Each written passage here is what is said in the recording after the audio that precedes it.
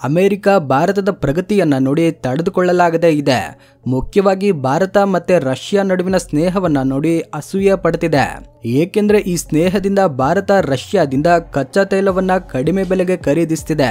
ವಾಸ್ತವವಾಗಿ ಭಾರತದ ಪ್ರಗತಿಯನ್ನ ನೋಡಿ ಹೊಟ್ಟೆ ಉರಿ ಪಡ್ತಿರುವ ಅಮೆರಿಕ ಅಧ್ಯಕ್ಷ ಟ್ರಂಪ್ ಭಾರತಕ್ಕೆ ಒಂದು ಎಚ್ಚರಿಕೆಯನ್ನ ಹೊರಡಿಸಿದ್ದಾರೆ ಎಂಬ ಸುದ್ದಿಗಳು ಬರ್ತಿವೆ. ಅದೇನೆಂದ್ರೆ ಭಾರತ ರಷ್ಯಾದಿಂದ ಕಚ್ಚಾ ತೈಲ ಖರೀದಿಸಿದ್ರೆ ಅಥವಾ ರಷ್ಯಾದೊಂದಿಗೆ ಯಾವುದೇ ವ್ಯಾಪಾರ ಸಂಬಂಧಗಳನ್ನ ಮುಂದುವರಿಸಿದ್ರೆ ಭಾರತದ ಮೇಲೆ 10 ಅಲ್ಲ 20 ಅಲ್ಲ ಬದಲಿಗೆ 500% ಟ್ಯಾರಿಫ್ ವಿಧಿಸುವುದಾಗಿ ಬೆದರಿಕೆ ಹಾಕ್ತಿದ್ದಾರೆ.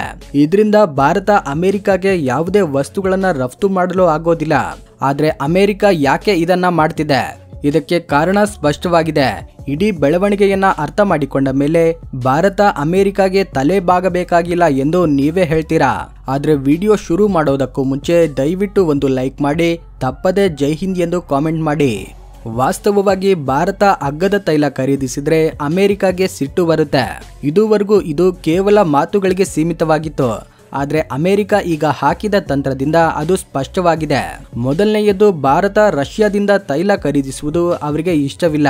ಎರಡನೆಯದು, ಭಾರತ ರಷ್ಯಾದೊಂದಿಗೆ ಸ್ನೇಹವನ್ನ ಮುಂದುವರಿಸಿದ್ರೆ ವಾಷಿಂಗ್ಟನ್ ನಲ್ಲಿ ಕೂತಿರೋ ಅಧಿಕಾರಿಗಳಿಗೆ ತಲೆ ಕೆಡುತ್ತೆ. ಇದರ ಒಳಾರ್ಥವನ್ನ ಅರ್ಥ ಮಾಡಿಕೊಳ್ಳಲು ಪ್ರಯತ್ನಿಸೋದಾದ್ರೆ ವಾಸ್ತವವಾಗಿ ಅಮೆರಿಕ ಯಾವಾಗ್ಲೂ ಕೂಡ ಇಡೀ ಜಗತ್ತು ತನ್ನ ಆಜ್ಞೆಗಳನ್ನ ಮಾತ್ರ ಪಾಲಿಸಬೇಕೆಂದು ಬಯಸುತ್ತೆ. ಉಕ್ರೇನ್ ರಷ್ಯಾ ಯುದ್ಧ ಪ್ರಾರಂಭವಾದ ತಕ್ಷಣ ಅದು ರಷ್ಯಾ ಮೇಲೆ ಎಲ್ಲಾ ಕಡೆಯಿಂದ ನಿರ್ಬಂಧಗಳನ್ನ ವಿಧಿಸುತ್ತೆ. ಇದರಲ್ಲಿ ಮಿಲಿಟರಿ, ವ್ಯಾಪಾರ ಮತ್ತೆ ಆರ್ಥಿಕ ನಿರ್ಬಂಧಗಳು ಸೇರಿವೆ. ಉಳಿದ ಜಗತ್ತು ಕೂಡ ಅದೇ ಮಾಡುತ್ತೆ ಎಂದು ಅಮೆರಿಕ ನಿರೀಕ್ಷಿಸುತ್ತೆ. ಆದ್ರೆ ಭಾರತ ಆರಂಭದಿಂದಲೂ ಕೂಡ ನಮ್ಮ ಅಗತ್ಯಗಳಿಗೆ ಅನುಗುಣವಾಗಿ ಮಾತ್ರ ನಿರ್ಧಾರಗಳನ್ನ ತೆಗೆದುಕೊಳ್ತೇವೆ ಎಂದು ಸ್ಪಷ್ಟಪಡಿಸಿದೆ. ಭಾರತ ರಷ್ಯಾದಿಂದ ಅಗ್ಗದ ಕಚ್ಚಾ ತೈಲ ಖರೀದಿಸುವುದನ್ನ ಮುಂದುವರಿಸುತ್ತೆ. ಅಮೆರಿಕ ಮೊದಲು ಅಸಮಾಧಾನವನ್ನ ವ್ಯಕ್ತಪಡಿಸಿದ್ರು ಕೂಡ ನಂತರ ವಿವರಣೆಯನ್ನ ನೀಡುತ್ತೆ, ಆಮೇಲೆ ಸಲಹೆಗಳನ್ನ ನೀಡುತ್ತೆ. ಆದ್ರೆ ಅಷ್ಟಾದರೂ ಭಾರತ ನಿಲ್ಲದಿದ್ದಾಗ ಈಗ ಅಮೆರಿಕ ಬೆದರಿಕೆಗಳಿಗೆ ಇಳಿದಿದೆ. ಭಾರತ ರಷ್ಯಾದಿಂದ ಅಗ್ಗದ ತೈಲ ಖರೀದಿಸುವುದನ್ನ ಅಮೆರಿಕಾಗೆ ಜೀರ್ಣಿಸಿಕೊಳ್ಳಲು ಸಾಧ್ಯವಾಗ್ತಿಲ್ಲ. ಇದಕ್ಕಾಗಿ ಅದು 500% ಸುಂಕವನ್ನ ವಿಧಿಸಲು ಸಿದ್ಧವಾಗ್ತಿದೆ. ಭಾರತೀಯ ಉತ್ಪನ್ನಗಳ ಮೇಲೆ ಅಮೆರಿಕಾದಿಂದ 500% ಸುಂಕ ವಿಧಿಸುವುದೆಂದ್ರೆ ಭಾರತ ಅಮೆರಿಕ ಮಾರುಕಟ್ಟೆಗೆ ಮಾರಾಟಕ್ಕೆ ಕಳುಹಿಸುವ ಯಾವುದೇ ಉತ್ಪನ್ನಕ್ಕೂ ಅದರ ಬೆಲೆಗಿಂತ 5 ಪಟ್ಟು ಹೆಚ್ಚು ಸುಂಕ ಪಾವತಿಸಬೇಕಾಗುತ್ತೆ. ಅಂದ್ರೆ ಒಂದು ಉತ್ಪನ್ನದ ಬೆಲೆ ₹100 ಆಗಿದ್ರೆ ₹500 ಅಮೆರಿಕ ಸರ್ಕಾರಕ್ಕೆ ಆಮದು ಸುಂಕವಾಗಿ ಪಾವತಿಸಬೇಕು. ಅಂದ್ರೆ ಆ ಉತ್ಪನ್ನ ಅಮೆರಿಕ ಮಾರುಕಟ್ಟೆಯಲ್ಲಿ ₹500 ಆಗುತ್ತೆ. ಇದನ್ನ ಇನ್ನೂ ಸ್ಪಷ್ಟವಾಗಿ ಹೇಳ್ಬೇಕಂದ್ರೆ ಅಮೆರಿಕ ಮಾರುಕಟ್ಟೆಯಲ್ಲಿ ಭಾರತೀಯ ಉತ್ಪನ್ನವು 5 ಪಟ್ಟು ಹೆಚ್ಚು ಬೆಲೆಗೆ ಲಭ್ಯವಾದ್ರೆ ಅಮೆರಿಕ ಉತ್ಪನ್ನವು 5 ಪಟ್ಟು ಕಡಿಮೆ ಬೆಲೆಗೆ ಲಭ್ಯವಾಗುತ್ತೆ. ಇದರಿಂದ ಅಮೆರಿಕದಲ್ಲಿ ಭಾರತೀಯ ಉತ್ಪನ್ನಗಳ ಬೇಡಿಕೆ ಗಣನೀಯವಾಗಿ ಕಡಿಮೆಯಾಗುತ್ತೆ. ಇದರಿಂದ ಅಮೆರಿಕಾಗೆ ಭಾರತದ ರಫ್ತು ಪ್ರಮಾಣ ಬಹುತೇಕ ನಿಂತು ಹೋಗುತ್ತೆ. ಅಮೆರಿಕ ಅಧ್ಯಕ್ಷ ಟ್ರಂಪ್ ಕೂಡ ಇದನ್ನೇ ಬಯಸ್ತಿದ್ದಾರೆ. ಆದ್ರೆ ಟ್ರಂಪ್ ಈ ರೀತಿ ಯೋಚನೆ ಮಾಡೋದಕ್ಕೆ ಎಲ್ಲಿಂದ ಪ್ರಾರಂಭವಾಯಿತು ಅನ್ನೋದನ್ನ ತಿಳ್ಕೊಳ್ಳಲು ನೀವು ಪರದೆಯ ಮೇಲೆ ಭಾರತ ಮತ್ತೆ ಅಮೆರಿಕ ನಡುವಿನ ವಾರ್ಷಿಕ ವ್ಯಾಪಾರಕ್ಕೆ ಸಂಬಂಧಿಸಿದ ಒಟ್ಟಾರೆ ಅಂಕಿ ಅಂಶಗಳನ್ನ ನೋಡಬೇಕು. ಈ ಲೆಕ್ಕದ ಪ್ರಕಾರ ಪ್ರತಿ ವರ್ಷ ಭಾರತ ಮತ್ತೆ ಅಮೆರಿಕ ನಡುವೆ ಕನಿಷ್ಠ $129.2 ಬಿಲಿಯನ್ ವ್ಯಾಪಾರ ನಡೆಯುತ್ತೆ. ಆದ್ರೆ ಇಲ್ಲಿ ಗಮನಿಸಬೇಕಾದ ವಿಷಯ ಏನೆಂದ್ರೆ ಕಳೆದ ವರ್ಷ ಅಮೆರಿಕ ಭಾರತದಿಂದ $87.4 ಬಿಲಿಯನ್ ವಸ್ತುಗಳನ್ನ ಆಮದು ಮಾಡಿಕೊಂಡಿದೆ. ಆದ್ರೆ ಭಾರತ ಅಮೆರಿಕದಿಂದ ಕೇವಲ $41.8 ಬಿಲಿಯನ್ ವಸ್ತುಗಳನ್ನ ಮಾತ್ರ ಆಮದು ಮಾಡಿಕೊಂಡಿದೆ. ಇಲ್ಲಿ ಅಮೆರಿಕ ಭಾರತದಿಂದ ಹೆಚ್ಚು ಉತ್ಪನ್ನಗಳನ್ನ ಖರೀದಿಸ್ತಾ ಇರೋದ್ರಿಂದ ಭಾರತದೊಂದಿಗಿನ ಅದರ ವ್ಯಾಪಾರ ಕೊರತೆ $45.7 ಬಿಲಿಯನ್ ಆಗಿದೆ.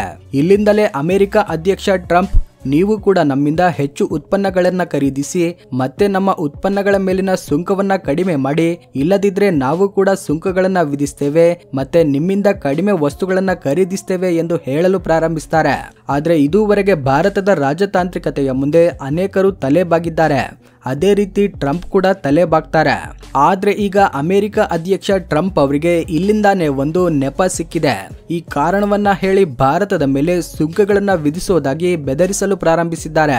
ಆದ್ರೆ ಸಮಸ್ಯೆ ಏನೆಂದ್ರೆ ಈ ನೆಪ ಕೂಡ ಆ ಮಟ್ಟಿಗೆ ಕೆಲಸ ಮಾಡದಿದ್ದಾಗ ಅವರು ಹೊಸ ಉಪಾಯವನ್ನ ಕಂಡುಕೊಂಡಿದ್ದಾರೆ. ಅಂದ್ರೆ ಭಾರತದ ಮೇಲೆ ಒತ್ತಡವನ್ನ ತರಲು ಅಮೆರಿಕ ಒಂದು ಹೊಸ ಮಸೂದೆಯನ್ನ ತರ್ತಿದೆ. ಇದು ಅಂಗೀಕಾರವಾದ್ರೆ ರಷ್ಯಾದಿಂದ ಕಚ್ಚಾ ತೈಲ ಖರೀದಿಸುತ್ತಿರುವ ಭಾರತದಂತಹ ದೇಶಗಳ ಮೇಲೆ 500% ತೆರಿಗೆ ವಿಧಿಸಬಹುದು.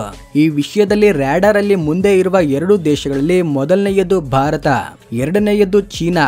ಏಕೆಂದ್ರೆ ಈ 2 ದೇಶಗಳು ಮಾತ್ರ ರಷ್ಯಾದಿಂದ ತೈಲವನ್ನ ಭಾರಿ ಪ್ರಮಾಣದಲ್ಲಿ ಖರೀದಿಸುತ್ತಿವೆ. ವಾಸ್ತವವಾಗಿ ರಷ್ಯಾದಿಂದ ಭಾರತಕ್ಕೆ ತೈಲ ಸುಮಾರು 30-40% ಕಡಿಮೆ ಬೆಲೆಗೆ ಲಭ್ಯವಾಗುತ್ತೆ. ಇದರಿಂದ ಭಾರತ ಕಳೆದ 2 ವರ್ಷಗಳಲ್ಲಿ ಶತಕೋಟಿ ಡಾಲರ್ಗಳನ್ನ ಉಳಿಸಿದೆ. ಮತ್ತೆ ಅತ್ಯಂತ ಮುಖ್ಯವಾದ ವಿಷಯ ಏನೆಂದ್ರೆ ಭಾರತ ವಿಶ್ವದ 3ನೇ ಅತಿ ದೊಡ್ಡ ತೈಲ ಬಳಕೆದಾರ ದೇಶ. ದೇಶದ ಆರ್ಥಿಕತೆ, ಸಾರಿಗೆ ಮತ್ತೆ ಕೈಗಾರಿಕೆಗಳು ಎಲ್ಲವೂ ಕೂಡ ತೈಲದ ಮೇಲೆ ಅವಲಂಬಿತವಾಗಿವೆ. ಇದಕ್ಕಾಗಿ ಇತ್ತೀಚೆಗೆ ಕೆಪ್ಲರ್ ಡೇಟಾದ ಪ್ರಕಾರ ಬ್ಲೂಮ್ಬರ್ಗ್ ಒಂದು ವರದಿಯನ್ನ ಬಿಡುಗಡೆ ಮಾಡಿದಾಗ ಕಳೆದ ವರ್ಷಗಳ ಡೇಟಾವನ್ನ ಆಧರಿಸಿ 2025ರ ವೇಳೆಗೆ ರಷ್ಯಾ ವಿಶ್ವಾದ್ಯಂತ ಕಳಿಸಿದ ಕಚ್ಚಾ ತೈಲದಲ್ಲಿ 80% ಅನ್ನ ಭಾರತವೊಂದೇ ಖರೀದಿಸುತ್ತಿದೆ ಎಂದು ಹೇಳಿದೆ. ಮತ್ತೊಂದು ಆಶ್ಚರ್ಯಕರ ವಿಷಯ ಏನೆಂದ್ರೆ ರಷ್ಯಾ ಭಾರತಕ್ಕೆ ದೀರ್ಘಕಾಲೀನ ಒಪ್ಪಂದಗಳಲ್ಲಿ ಭಾರಿ ರಿಯಾಯಿತಿಗಳನ್ನ ನೀಡಿದೆ. ಅದನ್ನ ಅಮೆರಿಕ ಅಥವಾ ಗಲ್ಫ್ ದೇಶಗಳು ನೀಡೋದಿಲ್ಲ.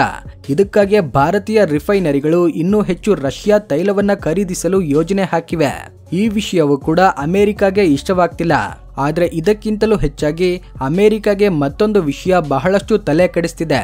ಅದೇನೆಂದ್ರೆ ಭಾರತ ರಷ್ಯಾದೊಂದಿಗೆ ತೈಲ ಖರೀದಿಗೆ ಡಾಲರ್ಗಳ ಬದಲಾಗಿ ರೂಪಾಯಿ ಮತ್ತೆ ರೂಬೆಲ್ಗಳಲ್ಲಿ ಪಾವತಿಸ್ತಿದೆ. ಇದು ಡಾಲರ್ ಪ್ರಾಬಲ್ಯವನ್ನ ಸವಾಲು ಮಾಡ್ತಿದೆ. ಇವೇ ಈಗ ಅಮೆರಿಕ ಹೊಸ ಮಸೂದೆಯನ್ನ ರಚಿಸಲು ಕಾರಣಗಳಾಗಿವೆ. ಆದ್ರೆ ಆ ಮಸೂದೆಯು ಅಂಗೀಕಾರವಾಗುವ ಮೊದಲೇ ಟ್ರಂಪ್ ಭಾರತ ರಷ್ಯಾದಿಂದ ತೈಲ ಖರೀದಿಸೋದನ್ನ ಮುಂದುವರೆಸಿದ್ರೆ ಭಾರತದ ಮೇಲೆ 500% ತೆರಿಗೆ ವಿಧಿಸ್ತೇವೆ ಎಂದು ಎಚ್ಚರಿಸುತ್ತಿದ್ದಾರೆ. ಈಗ ನಾವು ಇದನ್ನ ಗಂಭೀರವಾಗಿ ತೆಗೆದುಕೊಳ್ಬೇಕಾ ಅಥವಾ ಟ್ರಂಪ್ ಮಾತುಗಳನ್ನ ನಿರ್ಲಕ್ಷಿಸಬೇಕಾ ಎಂಬ ಪ್ರಶ್ನೆಗಳು ಹುಟ್ಟಿವೆ. ಆದ್ರೆ ನಾವು ಮಾಡಬೇಕಾದ ವಿಷಯ ಏನೆಂದ್ರೆ ಅಮೆರಿಕ ಮೊದಲು ತನ್ನ ಲಾಭಗಳನ್ನ ನೋಡ್ಕೊಳ್ಳುತ್ತೆ, ಅದು ತಪ್ಪಲ್ಲ. ಆದ್ರೆ ಅದು ಭಾರತಕ್ಕೆ ಹಾನಿ ಮಾಡಿ ಲಾಭ ಪಡೆಯಲು ಬಯಸಿದ್ರೆ ಅದು ಸಂಪೂರ್ಣ ತಪ್ಪು. ಯಾಕಂದ್ರೆ ಭಾರತ ರಷ್ಯಾದಿಂದ ಮಾತ್ರವಲ್ಲದೆ ಕೆಲವು ಮಧ್ಯಪ್ರಾಚ್ಯ ದೇಶಗಳಿಂದಲೂ ಕೂಡ ಕಚ್ಚಾ ತೈಲ ಖರೀದಿಸುತ್ತಿದೆ. ಇಷ್ಟೇ ಅಲ್ಲದೆ ಭಾರತ ಅಮೆರಿಕದಿಂದಲೂ ದೊಡ್ಡ ಪ್ರಮಾಣದಲ್ಲಿ ಕಚ್ಚಾ ತೈಲ ಖರೀದಿಸುತ್ತಿದೆ. ಅಂದ್ರೆ ಇಲ್ಲಿ ಅಮೆರಿಕ ಸಂತೋಷವಾಗಿರ್ಬೇಕು.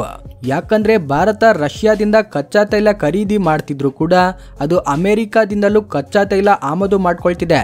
ಇನ್ನು ಹೇಳ್ಬೇಕಂದ್ರೆ ಆ ಪ್ರಮಾಣವನ್ನ ಹೆಚ್ಚಿಸ್ತಿದೆ. ಆದ್ರೆ ಸಂತೋಷವಾಗಿರೋ ಬದಲು ಅದು ಭಾರತದ ಮೇಲೆ ಇನ್ನಷ್ಟು ಒತ್ತಡವನ್ನ ಹೇರ್ತಿದೆ. ಭಾರತ ರಷ್ಯಾದಿಂದ ಕಚ್ಚಾ ತೈಲ ಖರೀದಿಸುವ ಬದಲು ಎಲ್ಲಾ ತೈಲವನ್ನ ಅಮೆರಿಕದಿಂದಲೇ ಖರೀದಿಸಬೇಕೆಂದು, ಆ ಮೂಲಕ ಕೇವಲ ಅವರಿಗೆ ಮಾತ್ರ ಲಾಭ ಆಗ್ಬೇಕೆಂದು ಬಯಸ್ತಿದೆ. ಇದರಿಂದ ಈ ಸಂದರ್ಭದಲ್ಲಿ ಭಾರತ ನಾವು ನಿಮ್ಮ ಆದೇಶಗಳ ಪ್ರಕಾರ ನಡೆಯೋದಿಲ್ಲ ಎಂದು ಹೇಳಬೇಕು. ಇಷ್ಟೇ ಅಲ್ಲದೆ WTO ನಲ್ಲಿ ಈ ವಿಷಯವನ್ನ ಎತ್ತಬೇಕು. 500% ತೆರಿಗೆ ವ್ಯಾಪಾರೇತರ ಮತ್ತೆ ರಾಜಕೀಯ ಕಾರಣಗಳಿಗಾಗಿ ವಿಧಿಸಲಾಗ್ತಿದೆ ಎಂದು ದೂರು ಸಲ್ಲಿಸಬೇಕು. ಮತ್ತೆ ಅಮೆರಿಕದಲ್ಲಿ ಕೆಲಸ ಮಾಡ್ತಿರೋ ಭಾರತೀಯರು ಹಾಗೆಯೇ ಅಮೆರಿಕದಿಂದ ವಸ್ತುಗಳನ್ನ ಆಮದು ಮಾಡಿಕೊಳ್ಳುವ ಭಾರತೀಯ ಆಮದುದಾರರು ಕೂಡ ಅಮೆರಿಕ ಉತ್ಪನ್ನಗಳ ವಿರುದ್ಧ ಕಠಿಣವಾಗಿರಬೇಕು. ಇದು ಅಮೆರಿಕಾಗೆ ಭಾರತ ಇನ್ನು ತಲೆಬಾಗುವ ದೇಶವಲ್ಲ, ನಿರ್ಧಾರಗಳನ್ನ ತೆಗೆದುಕೊಳ್ಳುವ ದೇಶವೆಂದು ಅರ್ಥವಾಗುವಂತೆ ಮಾಡುತ್ತೆ. ಭಾರತ ಅಗ್ಗವಾಗಿ ಮತ್ತೆ ಸುರಕ್ಷಿತವಾಗಿ ಲಭ್ಯವಾಗುವ ಸ್ಥಳದಿಂದ ತೈಲ ಖರೀದಿಸುತ್ತೆ. ಅದು ರಷ್ಯಾದಿಂದಲೇ ಆಗ್ಲಿ, ಅಮೆರಿಕಾದಿಂದಲೇ ಆಗ್ಲಿ ಅಥವಾ ಬೇರೆ ಯಾವುದೇ ದೇಶದಿಂದಲೇ ಆಗ್ಲಿ. ಈ ವಿಷಯದ ಬಗ್ಗೆ ನಿಮ್ಮ ಅಭಿಪ್ರಾಯವೇನು? ದಯವಿಟ್ಟು ಕಾಮೆಂಟ್ಸ್ ನಲ್ಲಿ ತಿಳಿಸಿ. ವಿಡಿಯೋಗೆ ಒಂದು ಲೈಕ್ ಮಾಡಿ, ತಪ್ಪದೇ ಜೈ ಹಿಂದ್ ಎಂದು ಕಾಮೆಂಟ್ ಮಾಡಿ. Thanks for watching.